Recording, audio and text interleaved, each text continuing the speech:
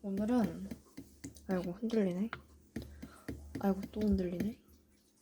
이제 안 흔들리네. 화학을 한번 백지복습을 해볼 거예요. 근데 제가 많이 한 건 아니건 이만큼 정리했거든요. 그러니까 이걸 한번 제 기억나는 대로 방금 했으니까 설명을 한번 해보도록 할게요. 잘 보이죠? 우선은 전자가 있고, 전자는요 마이너스 전하를 띤 입자입니다. 다들 아시죠? 쉬우니까. 원자핵이 있는데 원자핵은 플러스 전하를 띤 부분이 더 자연스러울 것 같아요. 부분이에요. 그래서 이거에 대해서 한번 얘기를 해보도록 할게요. 그래서 우리가 원자 모형이 어떻게 과거에서부터 발전되어 왔냐를 한번 볼 겁니다.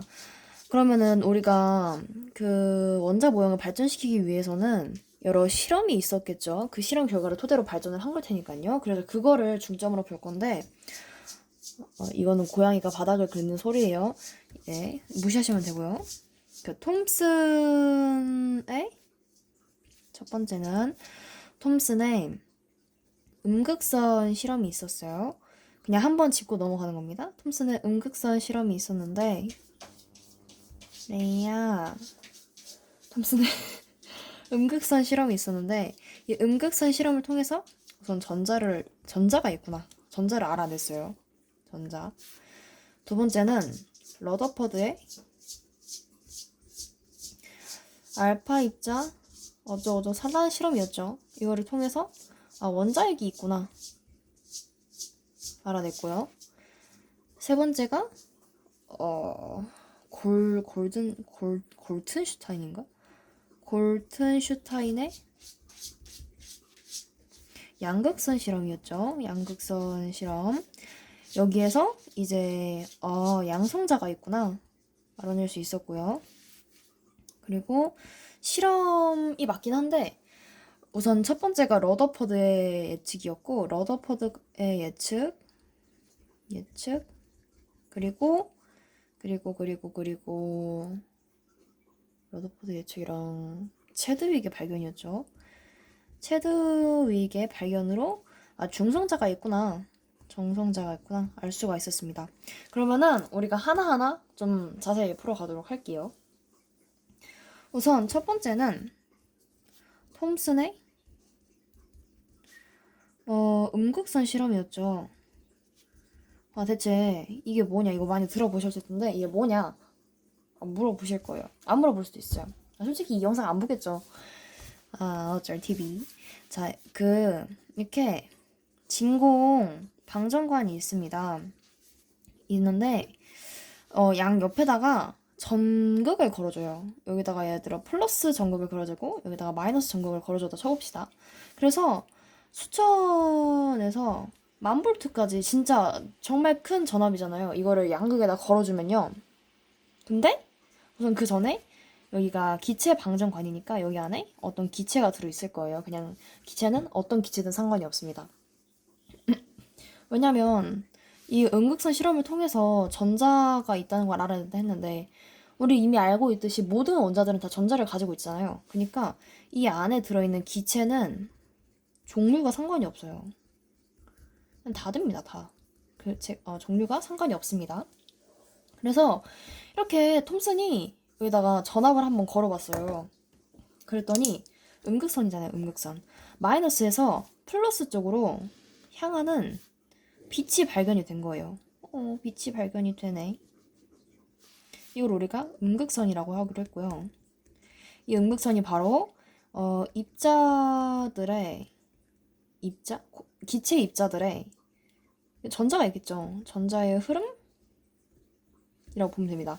여기 기체가 들어있는데 이 기체들은 각각 다 전자들을 많이 가지고 있을 거예요. 근데 여기다가 전압을 걸어주니까 전자들이 마이너스니까 플러스 쪽으로 다 이동을 하겠죠. 그 흐름들, 그게 바로 음극선입니다. 그래서 톰슨이 이것만 한 게 아니라 여기다가 여러 가지 뭘 해봤어요. 첫 번째는 이 음극선이 전기적 성질을 나타낸다는 걸 알아냈습니다. 전기적 성질. 여기다가 이거 아마도 기억 안 나는데 여기다 플러스를 이렇게 대줬을걸요?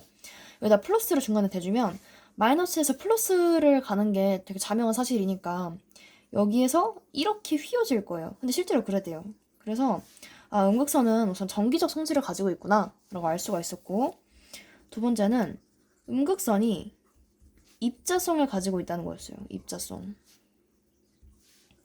그걸 어떻게 알 수 있냐면은 톰슨이 이 기체 방정관 중간에다가 바람개비를 놨어요. 바람개비를 놨는데, 만약에 이 빛에, 이거 빛이거든요? 근데 이 빛에 입자가 있으면은 입자들이 계속 이쪽으로 이동을 하니까 이 바람개비에 있는 이 날들을 계속 치면서 바람개비가 계속 회전을 할 거예요.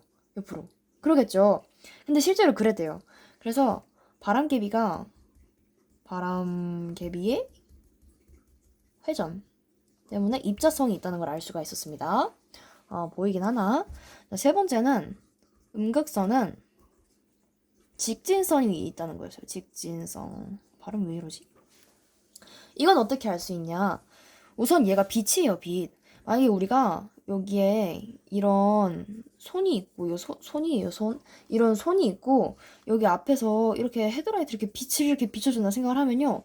여기 분명 이만큼 그림자가 남겠죠. 이렇게 그림자가 남고, 이 그림자가 있는 부분에는 빛이 도달을 하지 못할 거예요. 왜냐면 빛이 직진을 하기 때문에 여기는 여기에 막혀가지고 여기까지 가지 못하는 거잖아요. 여긴 다 가는데? 근데 이 여기에 있는 음극선도 여기다가 물체를 놓으면은 뒤에까지 도달을 하지 못했대요. 얘네가 실험해서. 그래서 음극선이 빛처럼 이 빛이긴 해요. 근데 직진을 하는 성질을 가지고 있구나. 그래서 물체 그림자가 나타난다. 그림자. 이런 것들을 통해서 이런 음극선의 세 가지 성질을 알 수가 있었습니다. 톰슨이 이런 실험 결과를 바탕으로 원자 모형을 만들어요. 굉장히 초기의 원자 모형을 만드는데 바로 톰슨의 원자 모형.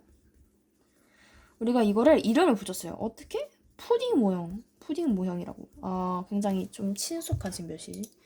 친숙한 이름이네요. 푸딩 모형. 이게 어떻게 생겼냐면 그러면은 이제 전자들이 굉장히 많구나. 그러니까 그럼 내 생각에는 여기 플러스 전하를 띄고 있는 입자들이 이렇게 골고루 잘 퍼져 있고, 그리고 얘네가 여기 전자가 마이너스가 있으니까 이러한 원자 모형에 마이너스가 이렇게 곳곳이 박혀 있겠구나. 이렇게 생각을 했어요. 이게 바로 톰슨의 원자 모형이었던 푸딩 모형입니다. 이렇게 생각을 했어요. 근데 다음으로 넘어가야죠. 러더퍼드가 또 실험을 합니다. 러더퍼드의 알파 입자 산란 실험. 이 산란이라는 게 나타? 뭐 그런 뜻이잖아요. 이 분은 또 어떤 걸 했냐면은 여기다가 우선 그리고 시작할게요. 좀 그립시다. 잘 기억은 안 나지만 러더퍼드가 알파 입자라는 것 자체가 헬륨의 원자 핵이에요. 헬륨의 원자 핵. 근데 여기서 원자핵을 발견을 했는데 여기서 원자핵을 쓴다는 게 어쨌든 맞나? 아니 맞는데? 맞아요. 이 플러스네. 헬륨의 원자 핵을 여기서 이렇게 싸줬어. 금속판에다가 싸줬어요. 금속판에 싸줬는데 만약에 톰슨이 생각을 한 대로 이제 진짜로 원자 모양이 생겼으면은 플러스가 이렇게 전체적으로 골고루 잘 퍼져 있잖아요. 보이지도 않네. 플러스가 전체적으로 잘 이렇게 퍼져 있잖아요. 그러니까 이게 플러스를 띄고 있어도 그냥 잘 지나갈 거다. 기껏해야 조금 휘어지지 않겠냐. 이렇게 생각을 했어요. 톰슨이 예상을 했을 때. 근데 얘가 이걸 직접 싸보니까 이게 잘 가는 것도 있기는 한데 얘가 이만큼 휘는 것도 있고 이만큼 휘는 것도 있고 잘 가다가 이만큼 휘는 것도 있어요. 이건 완전히 그냥 이게 산란이 됐다는 거거든요. 이게 산란이 됐다. 그래서 이제 러더포드가 생각을 했죠. 여기가 얘가 플러스잖아요. 지금 쏘는 게 헬륨 원자핵이 플러스잖아요. 플러스를 쏘는데 이 헬륨 원자핵을 튕겨낼 만한 더 강한 플러스 덩어리, 플러스 전하를 띠는 뭔가 좀 부분이 있을 거다, 여기에. 그래서 생각을 했는 게, 이거를 우리가 원자핵이 아닐까, 이렇게 생각을 했겠죠? 한 거예요. 이게 생각을 한 거예요. 그러니까, 여기에 플러스가 모시기가 있고, 요거 때문에 이렇게 부딪히면, 이렇게 튕겨 나가겠다. 이렇게 튕겨 나가겠다. 이렇게 생각을 한 거죠. 네, 그래서, 기억 안 나. 백제복수 이지랄로 하면 안 되는데. 그래서, 네, 실험 결과가, 몰라. 실험 결과가, 대부분은, 여기 쓰기 귀찮았습니다. 그냥 설명할게요. 대부분은 잘 통과를 했대요. 근데, 소수는 약간 휘어졌어. 이 소수는 약간, 여기서 알 수 있는 게 대부분 통과를 했대잖아요. 대부분 통과. 이거는 그냥 원자의 대부분이 비어있다. 비어있음. 을 말을 하는 거래요. 말을 하는 거예요. 그리고 일부는 약간 좀 휘어지는데 이게 중요하죠. 일부, 이렇게 소수를 써야 되는데 극일부가 완전 산란이 됐어요. 산란. 그래서 그럼 원자 내부에 이 헬륨 원자핵보다 더 큰 전하량을 띠는 정말 플러스 덩어리가 있겠구나. 이게 원자핵이겠구나 라고 생각을 한 거예요. 그래서 만들어진 러더퍼드의 원자 모형이 대부분 비어있는 이런 이런 원자의 가운데 플러스 덩어리가 지금 우리가 알고 있는 그런 원자 모형이랑 좀 비슷하죠? 이런 플러스 덩어리가 있고 그리고 여기에 간간히 마이너스 전하가 굉장히 빠르게 이렇게 회전을 이렇게 하고 있을 것이다. 이렇게 생각을 했어요. 이게 바로 러더퍼드의 원자 모형이고 다른 말로는 우리가 행성 모형이라고도 합니다. 행성 모형이라고도 한다고 했어요. 이렇게 했어요. 그리고 이제 골든슈타인이 또 양극선 실험을 했대요. 정말 귀찮다. 자, 골든슈타인이 그냥 설명합시다. 골든슈타인이 양극선 실험을 했어요. 꼭 써야 하는 건 아니니까. 걔는 또 뭐냐?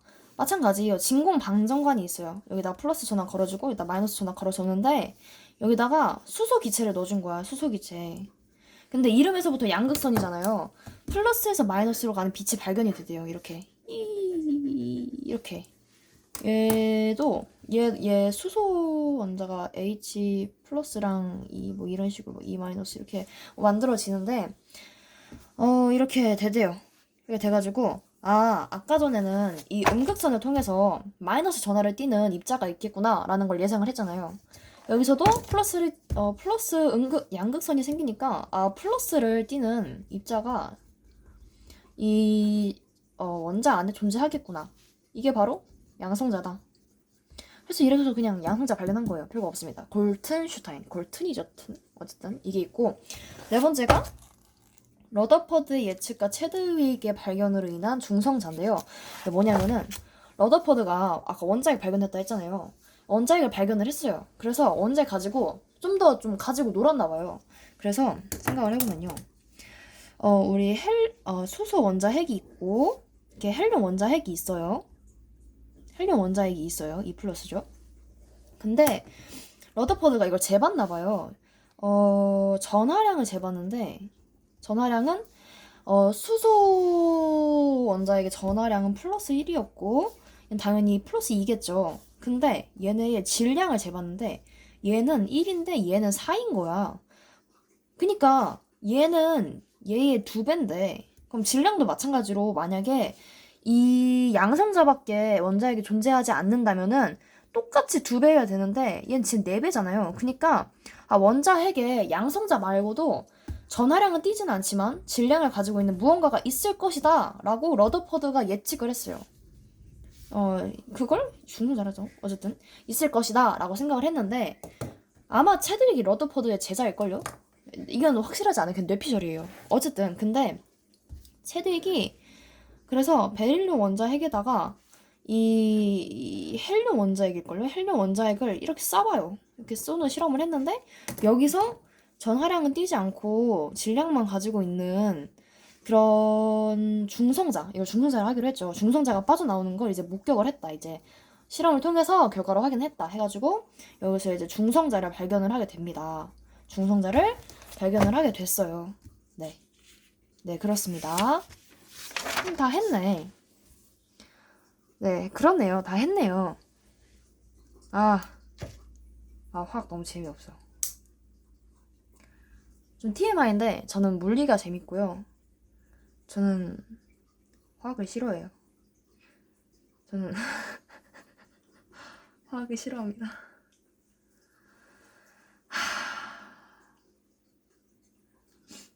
그리고 이거 설명 안 했네.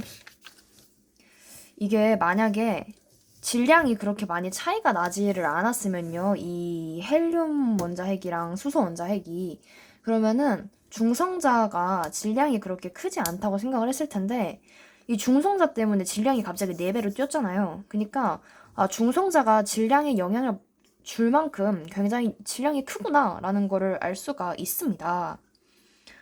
네, 그리고 양극선 수소 양성자 발견했고, 전자가 어쩌고 저쩌고 대부분 빈 공간 산란해서 원자 중심에 플러스 전하를 띠고 질량 대부분을 차지하는 매우 작은 입자가 존재를 할 것이다. 매우 작은이래요. 어쩌고 저쩌고 저쩌고 저쩌고 저쩌고 저쩌고. 네, 여기서 마치도록 하죠. 안녕.